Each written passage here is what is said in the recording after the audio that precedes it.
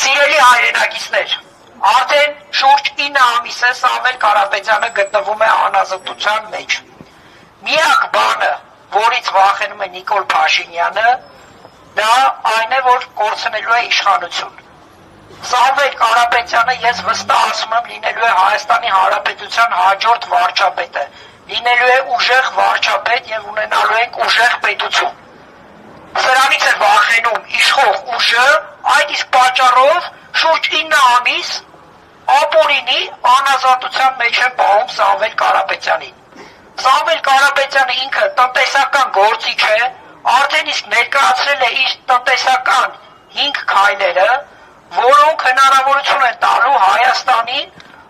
դուրս գալու այս ճահիճ վիճակից, որը մենք ունենք այսօր։ Շատ է խոսվում ժողովրդավարության մասին, ինքնիշխանության մասին, սակայն Հայաստանը երևի այսքան կախվածություն չի ունեցել օտարերկրյա թշնամաբար տրամադրված երկրներից, քան այսօր։ Շատ է խոսվում ժողովրդավարությունից, բայց երևի մամուլը այսքան ճնշումների չի ենթարկվել վերջին 30 տարիների ընթացքում, քան մենք տեսնում ենք այս 2-3 տարիների մեջ։ Այսինքն լինելով լրագրող, Նիկոլ Փաշինյանը առաջին հերթին թիրախավորում է հենց լրագրողներին։